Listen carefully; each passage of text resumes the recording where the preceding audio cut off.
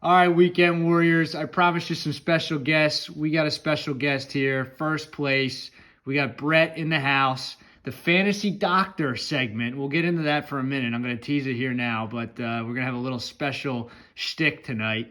So before we dive into that, Brett, we had Valone on the pod a few weeks ago. He was in the basement, and you kind of got his perspective from an 0-2 team. Now we're going to get your perspective from a 3-1 team, top of the league, former champion. A lot of work left to do, but tell me about your feelings so far, and tell me about your team. Oh, football's great. It's amazing how nice the sport is when your team does well. But it really is my team's been consistently good, which is nice to score at least 120 every week pretty much. But yeah, I've also gotten lucky. I've gotten, faced a bad week out of Jake, faced a bad week out of Otley week one.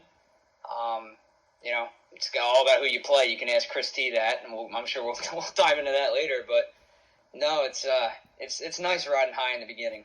It's a long-ass season, though. No, luck is definitely a part of it, and even, the best players in fantasy football need some luck, and just to put some numbers associated with that, Brett's points against for the season, 452, compared to, so he's not you don't have the least. The least is actually Terry has 448, and Jake has 448.5. So you're, about third to last. I have 539, so 100 more. But a team like Chris T has 628, so 200 more. So it really does put it in perspective. If you had Chris's schedule, I don't have the math in front of me, but you probably wouldn't be 3-1, and he probably wouldn't be 0-4. So yeah, I've lived that life in previous years, so I'm not. I'll let him enjoy it. That's fair. Well, I like to try to mix it up, do things a little bit different today, and I teased it here. We're going to do the Fantasy Doctor, Dr. Hendricks in the house. He forgot his lab coat, but that's okay. And, what we're going to bring some content to is maybe these folks that are at the bottom of the cellar, so to speak. And Chris T, who has been dying to hear you, give him some advice. He's in your office right now, and he's telling you, man, I got problems. I can't sleep. I got night sweats. Look at my team. Diagnose my problem, and then give me some damn advice. Well, I don't want to give him that much advice because I'm playing him this week. Or Chris, I asked him early in the week if he was cursed. I think Chris needs an old priest and a young priest more than anybody I've ever seen. He has the worst luck this year. His team's actually decent. He's got good running backs, but now Mixon's hurt, so he has to start a busted up Julio Jones. I don't know. He loves Arizona way too much. I don't know. Chris is just this. I don't think this is Chris's year. It's never Chris's year, but this one's definitely not his year.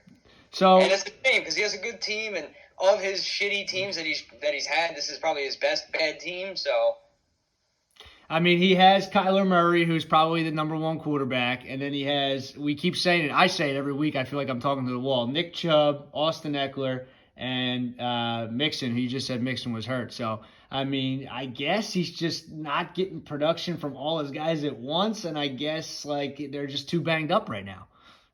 Yeah, his receiver. Looking at his team, his receivers kind of stink.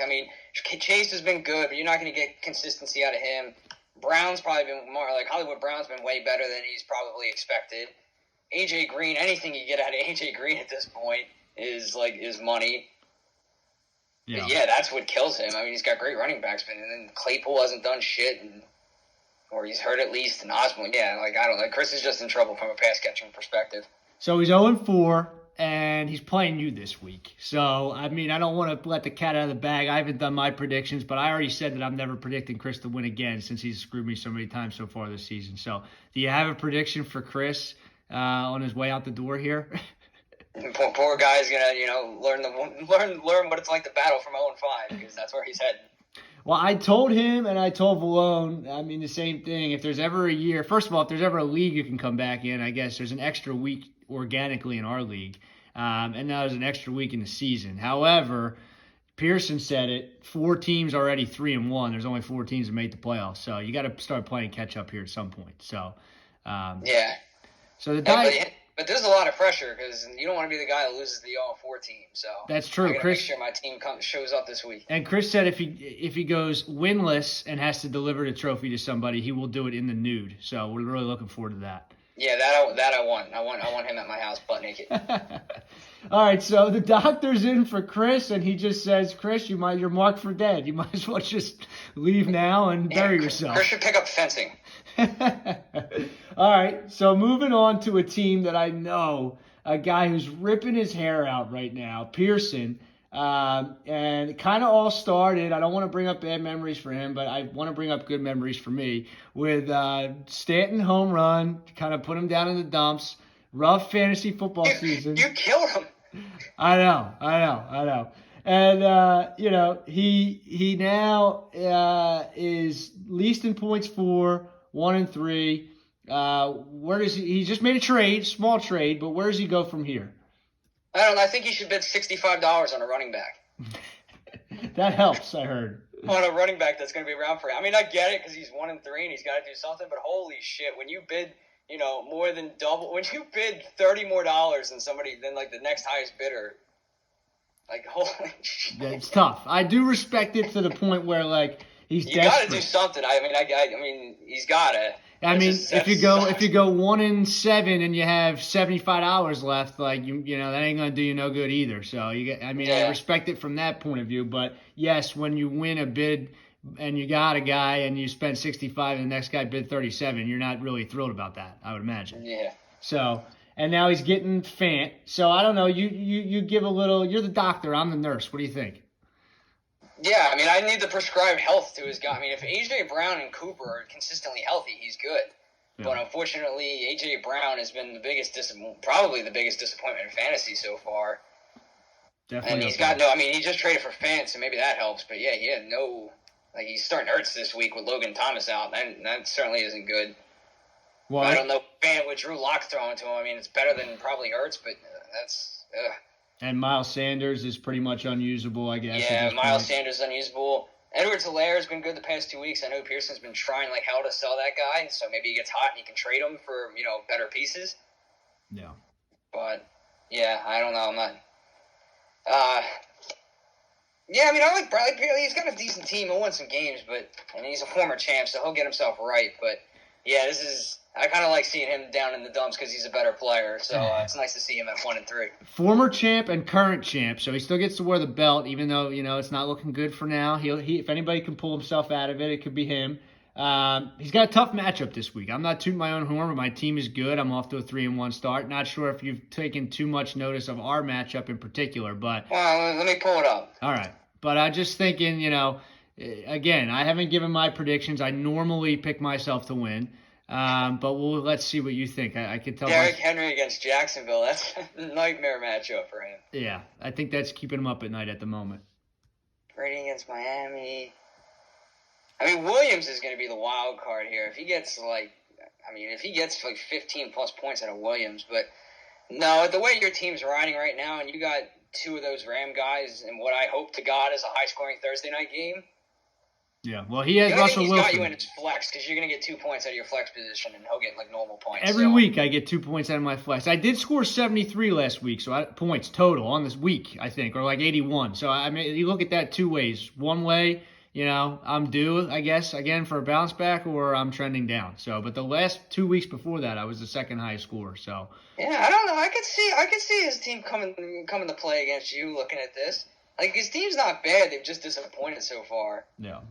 But I could see Kamara tearing up Washington. All right. Yeah, if your Rams go off Thursday night, he's in trouble. Yeah, that's what I'm hoping.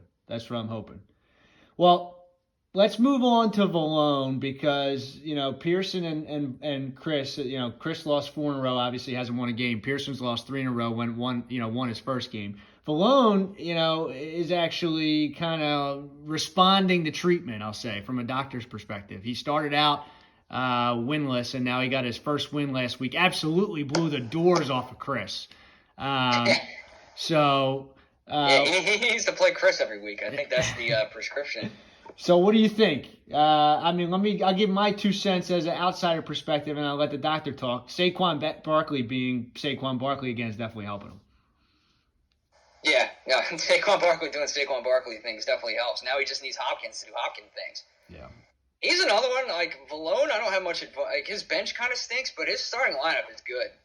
I mean, Goddard kind of like is very inconsistent at tight end, but his receivers, Hopkins, Terry, and McLaurin, and Debo, that's a ridiculous receiving core. Yeah, for sure. And between Barkley, Carson, and Edmonds, like he's got a solid core of players, and Dak's obviously a good quarterback. Any of those people get hurt though, like T. Higgins looks banged up. I mean, he's gonna get Judy back, but he's got no running backs behind those other guys. Right. So his bench sucks, but I think Malone, if he stays the course and his starting lineup stays healthy, again with the long season, I think he can like bounce back. The thing around week 4 though, and I think this is what we're starting to see. Everybody has a vision of teams and players from last year. Like everybody has Dallas's, vision of they got to throw the ball. Dak's going to have 6,000 passing yards. Now all of a sudden, Pollard's getting 10 carries a game. Zeke's getting 25 touches. And the Cowboys scored 50 points last week, and Dak throws for 180 yards. So maybe it's not the same team. Same thing I say. I mean, DeAndre Hopkins, I've seen him in the league be great for 5-6 years. But all of a sudden, they're spreading the ball around. Maybe he's not a top 5. He's a top 2 real-life receiver. Maybe he's not a top 5 fantasy receiver anymore. I don't know. Yeah, but I think now that, like, McLaurin pretty much is, like, they've almost, like, swapped spots. Like, that's his number 1 receiver. Hopkins might be 2 or even 3. I mean, Debo, that was ridiculous last week. That guy catches everything. Yeah, he catches everything, and then he's a freight train when he gets the ball. So, all right, so, Otley, who I've been on the show last couple of weeks saying that he probably has the best team. He got shafted last week. Mike Williams got 1.5. Ott is still licking his wounds, his words about that. So, based on that, Valone has a tough matchup this week. Do you think he can pull the upset over Otley's, I want to say juggernaut squad that also just got Travis Kelce and Courtland I was just Sutton? going to say that. Like, his team just got – I don't know if we wanted to dive into that trade ahead of time, but it's not an unfair trade. Like they both got what they needed, but like Ott made out well there. Yeah. And adding Kelce to his lineup, like I haven't looked at their matchup, but I'm just gonna blind guess that Otley's winning that. Well, let's pause for the trade for a second because you mentioned it. Obviously, I think that it hurts Ott at running back too. Now he's got to pick between Zach Moss and obviously. He's got Nyheim Hines on his bench. He's got Latavius Murray on his bench, and he's getting Javonte Williams from Kev. But DeAndre Swift, in my opinion, is a locked and loaded RB1/2. So he takes a hit there, and he loses Justin Jefferson. You know how I feel about him. He does get Adam Thielen, but Jefferson obviously is much better. But Thielen catches so many more touchdowns. Like it's weird. Like you can't really rely on touchdowns, but at the same time, like Thielen catches many more. Yeah, but anytime you get Travis Kelce, I mean he's a cheat code. So. I don't know if Kev got enough for him. He definitely got something, and he helped his team. But I guess it'll depend on how it goes. Yeah, and an underrated part of that trade, like getting Williams back, who I think at some point this year is winning that Broncos job. Whether it be Gordon getting hurt because he always does, or just straight up losing that job. Like the fact that he got him out of that deal too, it's like, oh god damn it. It's a good point. And Ott's definitely stacking his acorns here for the long haul with guys like that. So.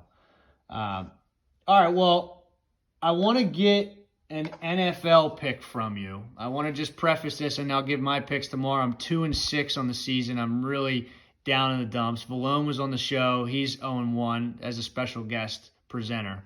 So we need some help here, Brett. What can we bet on this weekend? All right, I was looking at the board a little bit earlier. Granted, it's still early in the week. Raiders -5.5 against the Bears. The Bears, they're starting Fields, it sounds like this week. The Raiders have a good defensive line. I feel like they're getting after him. The last time he played against a good defensive line, Myles Garrett sacked him 13 times. Yeah. And the Raiders, they just lost that, they just kind of lost in prime time. They had that game against the Chargers. They didn't look so great. I feel like Gruden's going to have them fired up at home. Yeah. I like the Raiders winning that game by at least a touchdown. I respect it. The rookie quarterbacks have not looked good at all across the board. Fields looked better last week, but, he also played the Lions. So definitely be a bigger test in Vegas for him, for sure. So. Yeah. All right, well, do you want to kick Chris's corpse on the way out here, your opponent, and give him any words, or have you already crapped on him enough? No, Chris, you suck. You're going to lose. I'm sorry, man. This just isn't your year. Maybe one year it'll be his year. Like I love Chris, but yeah, maybe we'll put some more time in Fortnite. All right. Good to have you on the show as always. Appreciate it, and good luck here in the weeks to come. All right, man. Appreciate it. Same to you. All right, Thanks for having me on. Thanks. See ya.